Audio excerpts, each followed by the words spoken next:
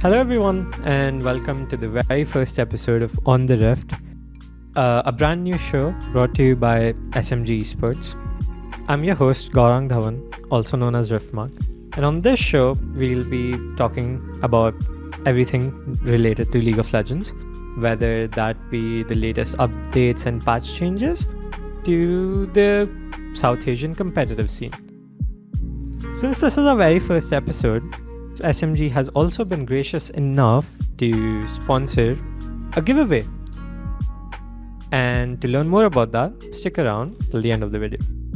And before we dive into the episode, I would first like to introduce my very special guest that's here with me today, Jeevs aka Jeevan, a man who really needs no introduction. So, hello Jeevan.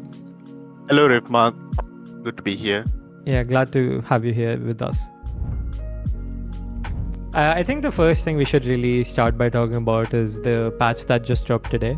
As of 22nd February, patch 14.4 has come out with, I think this is the biggest patch we've seen this season so far, besides 14.1 of course. Yep, I see a lot of changes being made, especially the Kesante rework. It's a really good rework and we really need that. Yeah, I think this champ, after Zeri, probably has been the one to receive some of the most patch note changes, in recent times at least, taking up a lot of that balance team's time. Yeah, finally, most of his movement speeds and slows are getting nerfed, so we're able to kite this champ, hopefully. Yeah, I think they're removing the slow on his Q during his ult, right? Which was really frustrating for most people to deal with. But I saw some concerns by people on how it would make him even more reliant on Iceborne Gauntlet. And that might make it a little rough for him to survive in more magic damage focused matchups.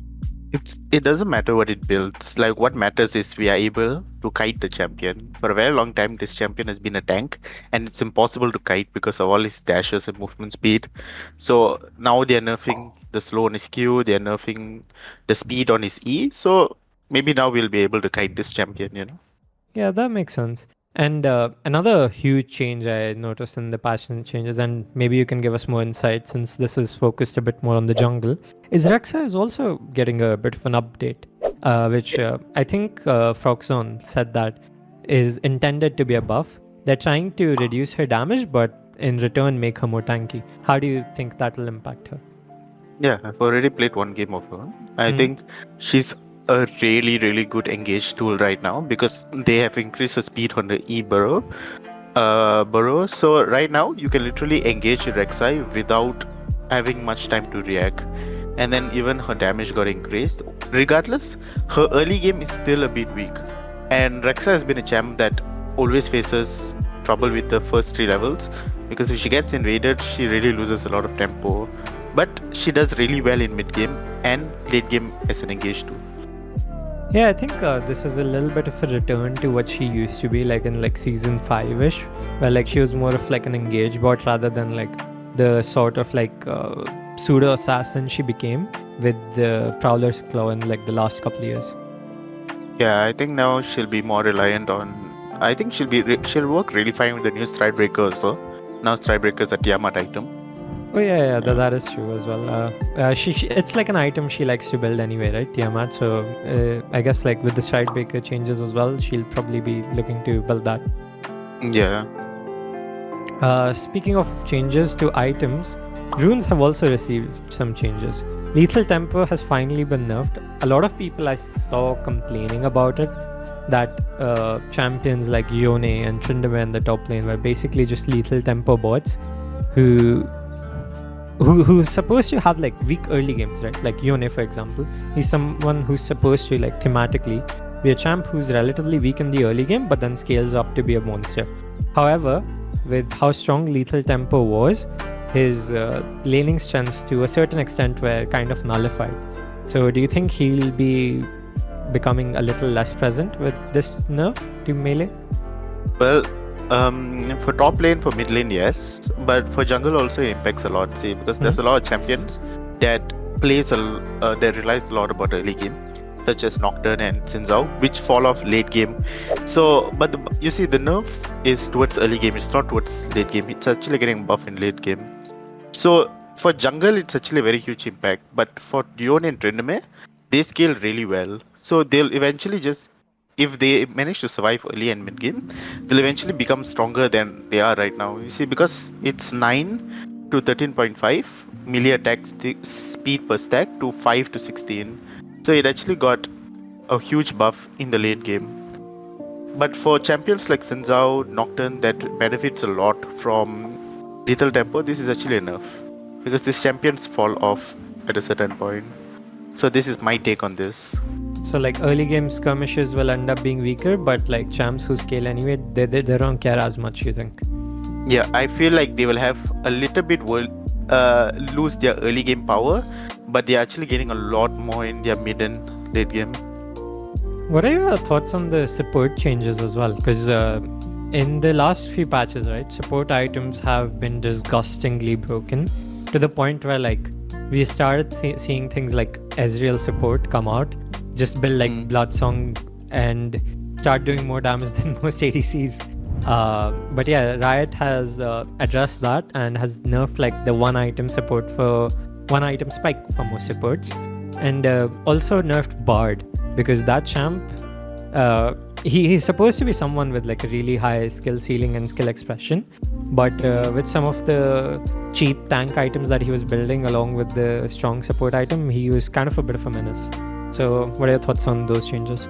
I think for the support item, yeah, it's a much needed nerf for a very long time now. It's been 4 patches, because a lot of supports are now being able to do a lot more damage than even the mid laner sometimes, with literally just one support item and one AP item. For example, it's literally Zyra, and like you said, even Bard with tank items is enough to do damage while survive. And Bard has been champions like Bard and Zillion, they're very annoying to deal with. But Zillion does not benefit of the tank item, so Zillion is always not really much of a problem now. But Bard, oh my god, he's way more tankier than the top lane at times. So it's just much more harder to kill him now, and this nerf is really much needed.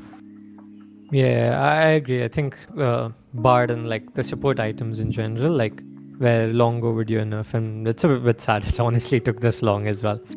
Yeah. Speaking of things that took a bit too long to get nerfed, Kai'Sa and Ahri, I think, were champs that stayed in the meta for a really, really long time, but then kind of fell out of favor in this season. However, they have been buffed this patch in order to try bring them back. Do you think they will see a return to being a meta staple in those picks, mid and ADC?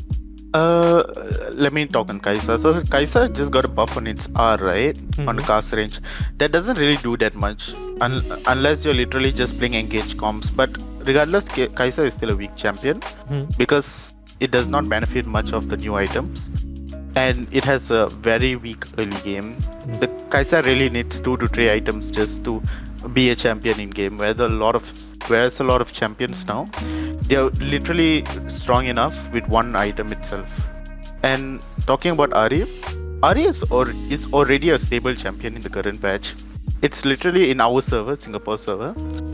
In high elo, it's literally one of the top 3 picks. It's whether LeBlanc, Ahri, Akali, and I think now even Corki is there. So getting a buff to Ahri, I think it's gonna move Ahri to a tier 1 champion. It's getting a buff on its health growth and also the Q damage, which is incredible for wave clearing. Yeah. I think something I read, I'm not sure if this is going to be too impactful, is that some people are suggesting that the increase to like Kai'Sa's ult range, like at rank 1, will allow her to start putting points into other abilities earlier, like basically skip a point into her R at like level 11. So people were seeing that as maybe a buff, but overall we'll end up seeing the later. Speaking of champs that have been meta for so long though, with Ahri and Kai'Sa, another champ that hasn't really seen any play recent times is Volibear. He's getting like pretty big buffs as well. What do you think? Do you think he'll return to... do you think he might see him in like the pro play scene, maybe even the upcoming SA Cup? Volibear is a champion that I really enjoy playing it. I can't remember when it was last meta in the jungle, but I think now it's making more of a comeback to a jungle than top lane. Top lane, it's been a stable top laner, Yeah, but just I've that, seen Bipper play it a decent amount, like the AP yeah. variation. But also, according to Bippo, there's a lot of ways to build Volibear, and if you don't build it right in certain matchups, you can't utilize the champion. There's always ways, like even for runes, there's PTA grabs on little tempo. You need to know when to bring which. For items, you need to know when to build tank, when to build semi AD, and when to build AP. This is something even I have no clue because I don't play top lane. But today when I played Volibear in the jungle, it had an insane full clear at 315. That's really good. And now the Q is getting buffed, so it's able to catch champions way quicker if you bring the water walking rune. So engaging on the champ right now, it's going to be really hard to avoid. It's going to be a really good setup for a lot of champions. It might just take over, or might just be as strong as Rel when it comes to engaging. Oh, that's pretty big actually. So you think it'll be more impactful in the jungle rather than like top lane for sure, right? Yeah, top lane I feel it's good enough, and the extra movement speed does not do much. The lane is not that. You don't need that much of movement speed on the queue for laning, but it'll be really impactful in the jungle. Right. And speaking of things that are new, Smolder has come out since our last SA Cup and will be having his debut most likely in the upcoming Yeah. one. What are your thoughts on that champ? I think I've heard a lot of mixed opinions on him. Some people think that he's obnoxious and ultra strong, whereas I've also heard some people say he's not exactly very useful. I think the champion right now, it has ever since like the Koreans find out that hey, you can literally just start W and go combat every Doran's ring, it has been really hard to lane against him because he has turned into like an auto attack champion to a full poke champion early game. And now that it's finally getting a nerf on its stacks, it's going to be really good. The champion scales very well as well. At 20 minutes itself, you can get the tier 3 Q and you can start having Elder Dragon Q for free, So right now it's, I don't think this nerf will impact him as much, but it'll definitely give him it'll slightly make him a little bit more weaker. So maybe it won't always be the best blind pick. Yeah. Yeah, the nerfing his W, right, which like makes his lane phase a little bit weaker, which I think was needed anyway. Because I don't know if it's just me having like low elo hands, but like it was really really difficult to dodge it as well, unless like it was like a max range W. Yeah, the W was really hard to deal with, and then especially it becoming really good at scaling. Now it's like receiving receiving a slight nerf, especially on the EP ratio. Now it's like 35% EP to 20% EP. Yeah. So I guess like I talked a little bit about it earlier, right? But we do have the very latest edition of the SA Cup, the SA Cup 3. We had a very successful event last time around with the SA Cup 2, where we got to see multiple teams from India, Bangladesh, Sri Lanka, and Nepal and Maldives face off against each other. What were your thoughts on that tournament? Like, did you think that there were any big upsets, any big surprises, any individual players who stood out to you? I think like the biggest shock to me was especially when it came to Sri Lanka, because there were so many Phoenix teams coming in, and even my friend Penta was on one of the strongest teams. Yeah. But unfortunately, it was really surprising for me that none of the teams were able to make it to semis. So this is something that I'm really hoping that this time around they'll be able to make it, because I can't remember when last that Sri Lanka, a non-Indian, a non-Bangladesh team was in the finals. So I'm really looking forward to that. Secondly, let's talk about rosters. I think this time around we were able to see a lot of new rosters, especially from the Sri Lankan teams, especially from the Indian teams. We were introduced to a whole new TOK and Kingslayers. Kingslayers being the academy of TOK. We were also introduced to a new team called Lightwork. Yeah. So it was really interesting to see all these new rosters coming around, seeing how they synergize well. Yeah. Speaking of new rosters, actually, the teams you just mentioned, as far as I'm aware, are actually going roster changes again. with the rumored TOK new roster supposedly having King in the top lane, Black Infinity in the jungle, Catbot in the mid lane, and the new bot lane who will be replacing Irwin, T-Berry, and Suo. They'll be replaced by Angel, Lotus, and Cranko. How do you think that impacts the team? Do you think they're an upgrade? Do you think they're a side grade? Do you think it doesn't change much? This is actually actually they are going back to their old team. You may not know, but Angel and Cranko was the original bot lane of TOK. Yeah, I think that's the one that participated with them, like even way back in the day, like in 2019. This was the bot lane that went to Asian Games, yes. Yeah.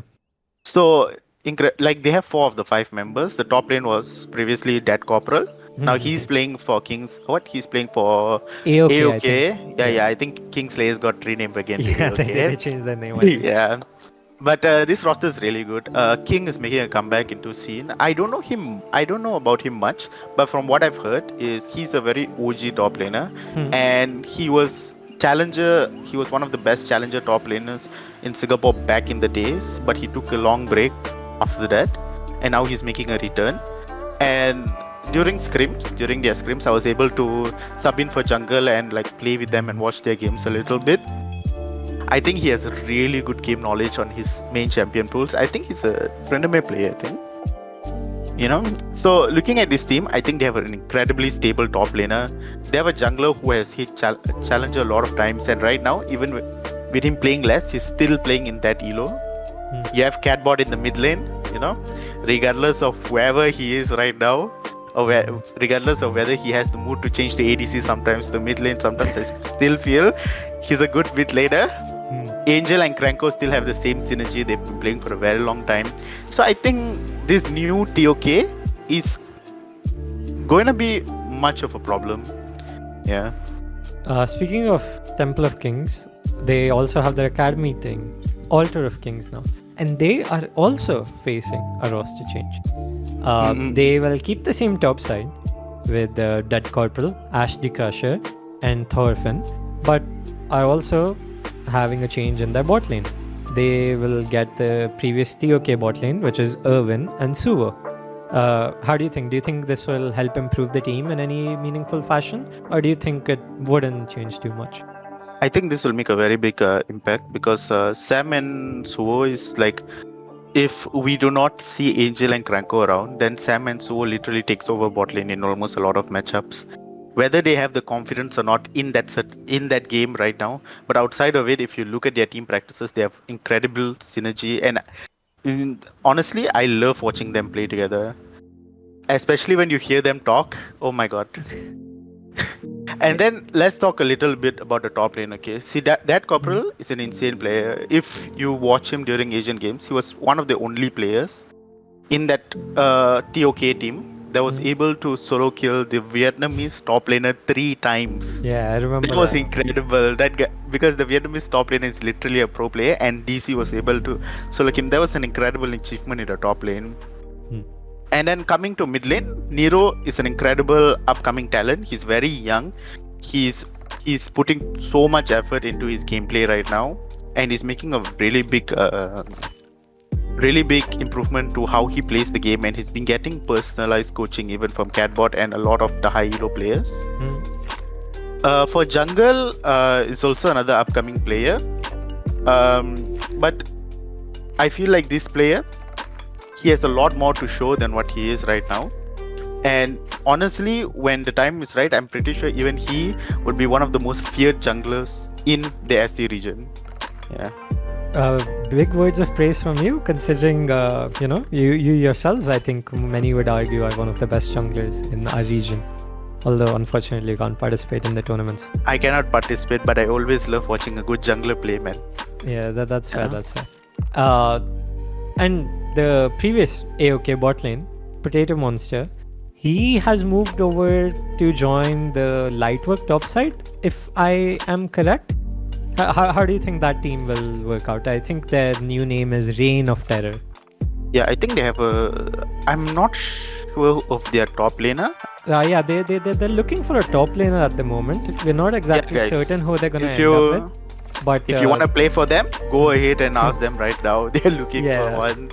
Yeah, but I think I think all four of them, they're very used to playing with each other. They have Yeah. good synergy because they play flags very regularly.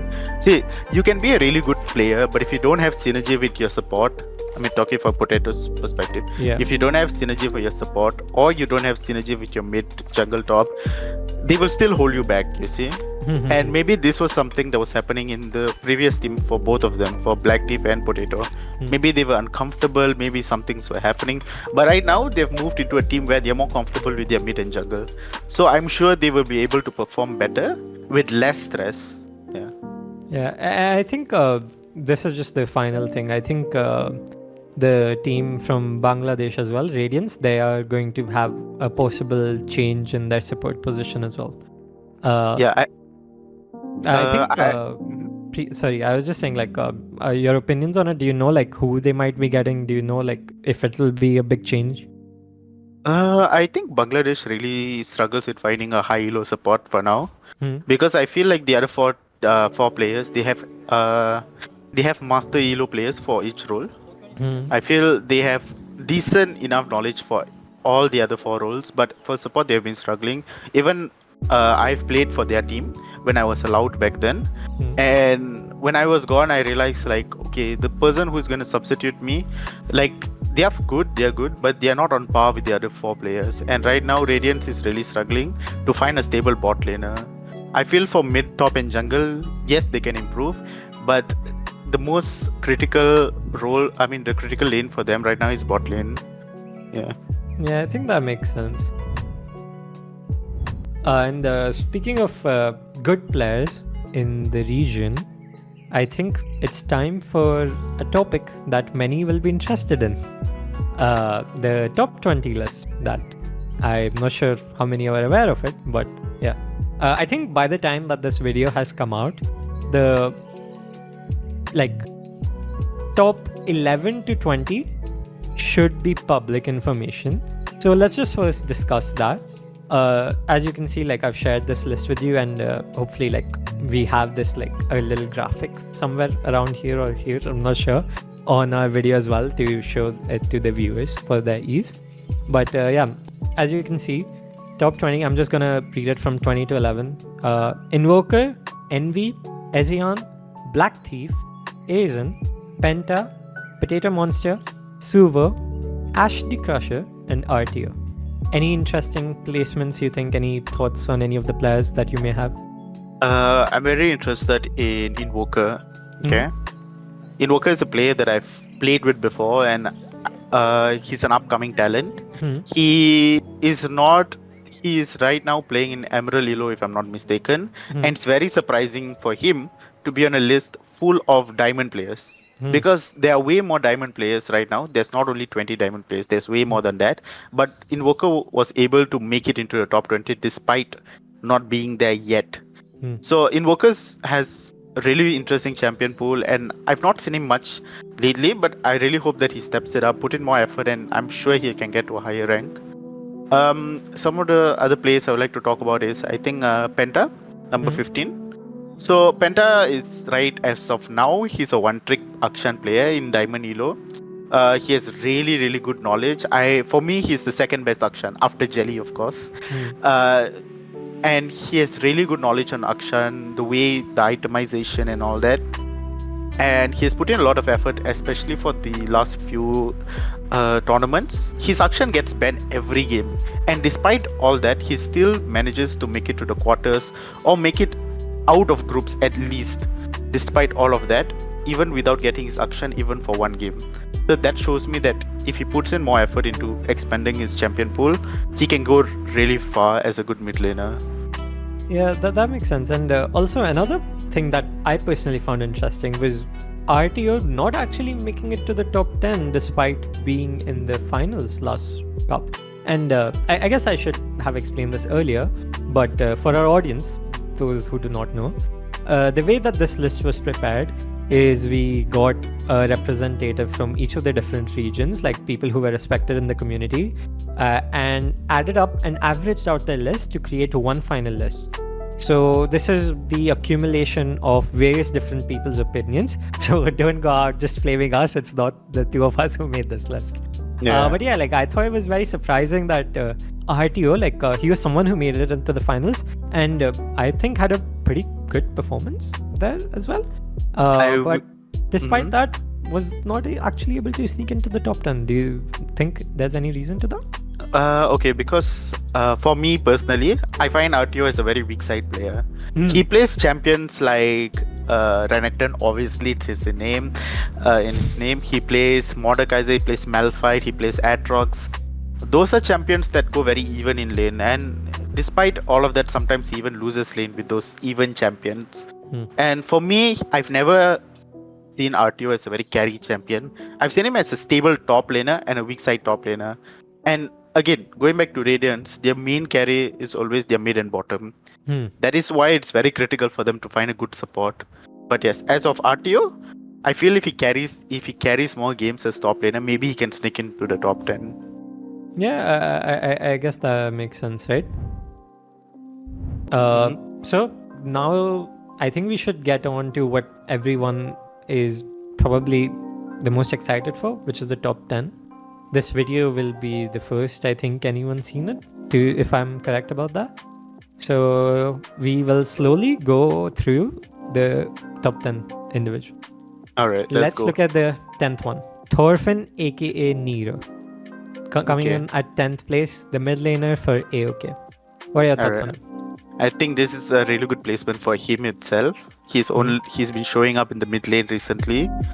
There were even games where he was able to gap some of the good mid laners that we assume were good. And right now Nero has showed that okay, maybe he stands a chance in the top 3 mid laners in SA. And his champion pool is really interesting. He has Sinzao, Pantheon, Asol, and right now he has picked up Orianna and Victor also. So I'm pretty sure when we have the SA Cup 3, it's going to be very interesting on what he pulls out. Yeah, his Akali performance, I remember, like with the electrocute, it was so crazy as well. Oh yeah, that was insane. He was able to carry his team solo 1v5 until his team was able to get a lead for themselves. Then number 9. None other than the Insect. Insect, okay. As a jungle player, I really respect Insect. But the reason being why he's number 9 and not a higher rank is because this player has really good game knowledge. But one thing this player struggles with is that this player relies a lot on stable laners most of the games. Despite him being a really good player, really good jungle, and really having a very interesting champion pool. I remember him blind picking the Graves into King Slayers in one of the semis, and he was able to carry. That was an insane Graves performance. I really love him for that. But sometimes I feel like this player relies a lot on stable laners. So I feel like if Insect is like able to come out of that, maybe fear, maybe able to make plays without full clearing every game, then surely we can see this player at a very high position. Maybe even be the rank 1 jungler in SA. Yeah, I think he's definitely in contention for that. Next up on the list is Savage. This is incredible. I know him as Zayn. Obviously, I've played with him. I feel his champion pool is very interesting. It also has like really, it has a lot of good mix of AD and AP. It's much like Nero. I feel like Savage is literally just a bigger version of Nero. Like of course he doesn't have the Pantheon and the Sinzao, but he has the Irelia, he has the Yone if I'm not mistaken, and he plays incredible Victor and Cassiopeia also. This player has really good mechanics, yeah. I think as far as I've heard, he's also like really young, so lots of room to grow for him too. Yeah, of course. Most of the players in SE are very young. Yeah. Next up on the list is a name that we're all very, very familiar with, the Angel's Lotus. Yeah, Angel, he's a really good ADC. He challenger last season with ADC, and then he was playing a lot of he played a lot of challenger ADC games in his solo queue as well. This player has really good game knowledge, and he even represented Team India at Asian Games for ADC. I think number 7 for an ADC position it suits him. I think it's really nice. Yeah. And then just missing out barely on the top 5 is coming in at number 6, Copy. Okay, so Copy is a Grandmaster peak player. this player used to be a 2-trick. He used to only play Kled and Yasuo, but recently I've seen him pick up a lot of champions. And honestly, this player, I don't think he's been given the opportunity yet to show what he can really achieve. But being number 6, despite not playing on the best teams in SA, is actually a really big thing. That means he stands out in most of the games. He 1v9s all the games, maybe. But I really like watching this player plays when he's not on those 2 tricks, because it really gives him like a new challenge, Yeah. Yeah, I think his performance against Catbot on his Yone last cup was like really, really good as well. Yeah. Where like I think he was one of the only members of his team actually like in a position to like win them the game. Yeah. Now we get to the cream of the crop, the best of the best, the top 5. At number 5 we have Sam aka Irvin aka T-Berry. Alright, so Sam, someone I've known for a very long time. I think he's an incredible ADC player. Initially when I knew him, he was a very passive player who loves playing Ashe most of the time. When I also play support secondary. So when I laned with him, I always struggle telling him like, hey man, you gotta step it up, you gotta engage. But oh my god, if you've seen him last year and now recently, he tells me to step it up. He's the one who's engaging, he's the one who's solo carrying bot lane most of the time. And this is a player that, despite ADC being, oh my god, a weak role, oh my god, this role doesn't work, Sam is someone who can show like, hey man, ADC still works for me, Yeah, that's true. Incredible misfortune performance from him in the last cup. I think he was the only one to get like a pentakill there as well. Yeah, a little bit in the early game with Suo, but he was able to salvage it towards the end, and as I said, solo he shined when an ADC should, so. Yeah, that's true. Yeah. Coming in at number 4 is the new top laner, Panda. I mean, Panda is an OG player, an OG challenger player. Right now, he deserves that spot because despite taking a very long break, he came in and he gapped almost every top laner with champions that, people were not familiar with the matchup. He was literally split pushing. He was able to gap with a very high CS number in most matchups. Yeah, not only Trinidad, he's really good at Darius as well. I've seen him gap, RTO. We were talking about RTO. I saw him going like 10, 15 CS gap. That's a lot of CS gap for melee versus melee champion. So I feel like top lane being one of the hardest roles in the game, because despite you need to know how to play matchups at top lane, because you see, if you pick the wrong champion at top lane, you literally lose prio in top lane a lot. And when the wave gets frozen, you have nothing to do but call for your jungler, you see. So it's for me, good top laners always deserves like really good spots in the top 10 list. Yeah, that makes sense. Now we have the top 3, which was a pretty close race between the 3. I think almost every list had these 3 as the top 3, just like in different orders. But coming in at number 3, we have Dead Corporal, the top laner for AOK. I think he's the highest rated top laner in the list. Yeah, he deserves that. Incredible performance at Asian Games, incredible performance in a lot of tournaments. Moving on to number 2, one of the most notorious mid laners throughout all of India and SA in general, Catbot. Okay, number 1, he should change his name. He's no more Katarina bot only player. My man is now a proud 5 trick, 6 trick. To be fair, he did go by the name Red in his last tournament, so maybe we should call him that instead. Yeah. So Mr. Red here, or better known as Akshaj, now has expanded his champion pool. He's putting a lot of effort. He understands a lot of matchups. He understands itemization really well also now. Of course, the new season, everybody's struggling to understand which champions to build on which items to build on which champions. It was much easier last season when you only go the same mythic, or you go one more mythic and then you build the same items. Now it's much more challenging, much more interesting. This champion has really good macro and micro also. He's also my duo queue partner, so this is why I vouch for him. Because hey man, we all need a good mid laner.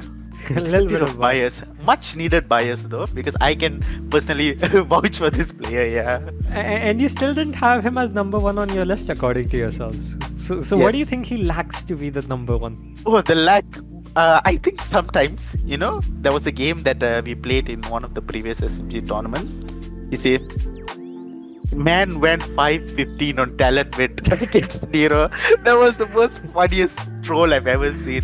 If he can lessen a bit of the troll, maybe he'll go rank 1 on my list. Okay. But yeah, despite all of that, he's an incredible player. I still feel like maybe him, Catbot, and the next player might all be tied for number 1. No honestly. spoilers, no spoilers. No spoilers, but hey, come, let's go to number 1, man. Yeah, that is true. Moving on to the person who is actually placed number 1 in our list is none other than Black Infinity, the jungler for Temple of Kings.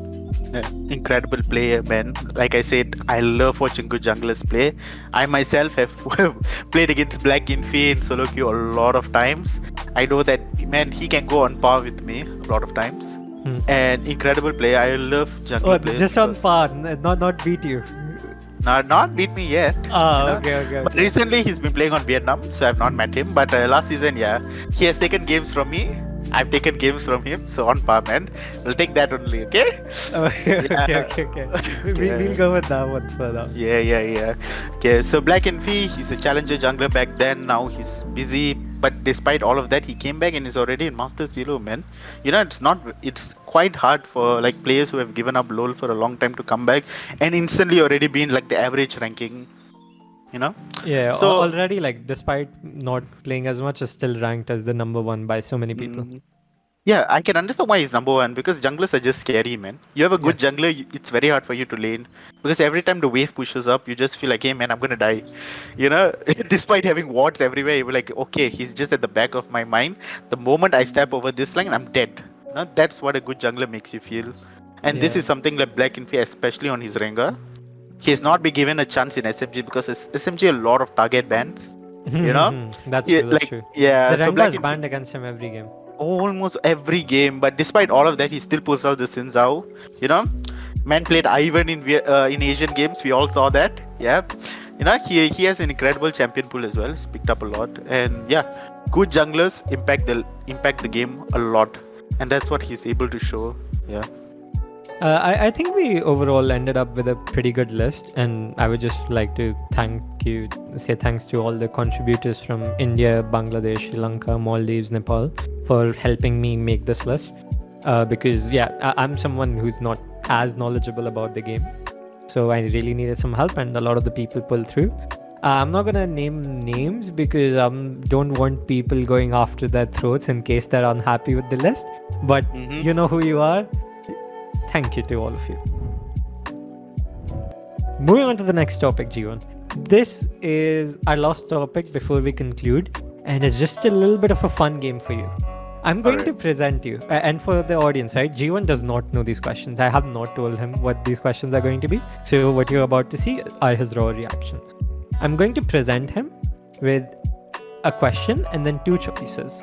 And he has to pick between one and give a small, like maybe 10 seconds worth of reasoning. And you can't, there's no cop outs, okay? You can't say maybe, pretend, like depends on the situation. You have to pick one at the end of it. All right.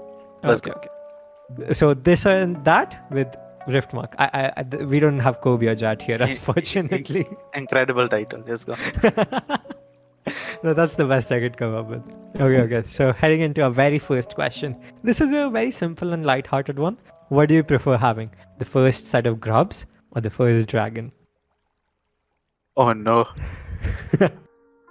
First dragon. Okay, first dragon. Why is that?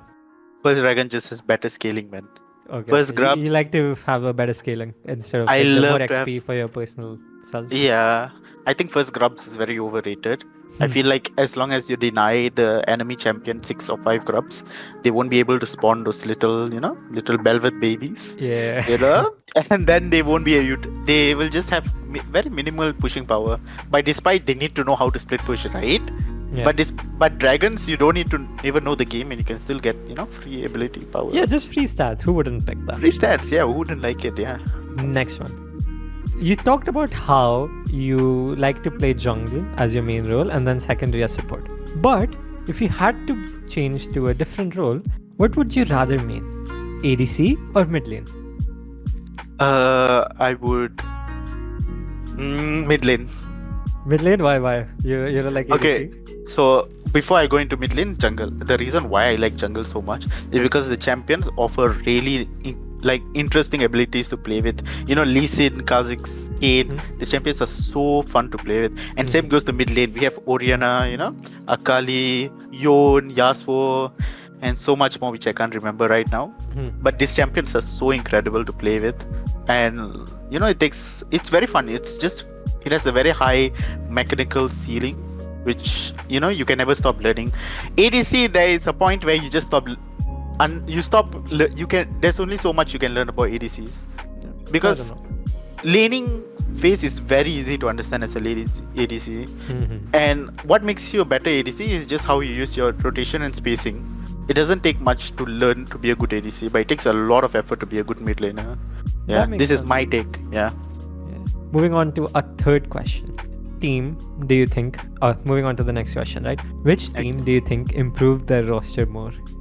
Reign of Terror, which was previously Lightwork, or AOK, which was previously Kingslayer? They both have changes in their bot lane, and ROT also has a change in their top lane. Who do you think will end up better over the next tournament? You have to pick one. Of course, AOK, man. Oh, okay. You're backing They your have. friends out here? It's not backing my friends. It's about more of individual gameplay.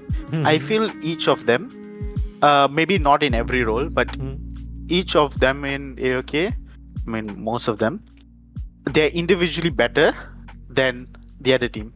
That's what I feel. Of course, not in every role, but most of the roles compared to the other team. I feel the other team has a lot more effort to put in compared to AOK's individual gameplay. Yeah. That makes sense. And the last, but not the least, which region do you think will have the highest placing team out of Bangladesh and Sri Lanka in the upcoming SA Cup 3? Sri Lanka. Oh, okay. Hot take. Because as you said, Hot take, you, hot you take. can't remember like the last time when a team that wasn't India or Bangladesh that made the finals in a long time. You said most teams, right? No, not most teams. One like Yeah? whichever one will have the highest team. Like, Oh, then yeah, Bangladesh. No oh, caps. you changed it Oh up, man. my I god, was yeah. expecting like a hard team. I thought you were saying that most teams will make it into a top 8. If that is Sri Lanka, obviously, because Sri Lanka has a lot of teams compared to Bangladesh. I guess we got like two questions in one in a way. So you think Sri Lanka will have the most teams make it to the knockouts, but then Bangladesh will end up higher overall? Yeah, Bangladesh Radiance is way better than, for me, they are way better. Yeah. But that doesn't mean that Sri Lanka is any worse. They can also make it out. Yeah. Okay. Well, that's what we want to see. We don't always want to see Bangladesh versus India, man. We want to see more. Yeah. A little bit of spice would be nice. Yeah. True. Well, that's all we have for today's episode of On the Rift. Thank you for being here with me, Mr. Jeeves. And before we end, I would just like all of you guys to give a subscribe to the channel. And yeah, earlier on at the start of the video, I'd mentioned about a giveaway. To participate, please leave a comment about which team you think is the most likely to win the next upcoming SA Cup and like the video. And out of the people who fulfill that criteria, we'll soon be picking a winner and giving them a gift of their choice. A skin of their choice. Yeah. So guys, don't forget to subscribe, leave a comment, and follow all of SMG socials, man. Don't worry, I'll plug it for you too. Yeah. Thank you everyone. Have a good day. Alright, bye-bye.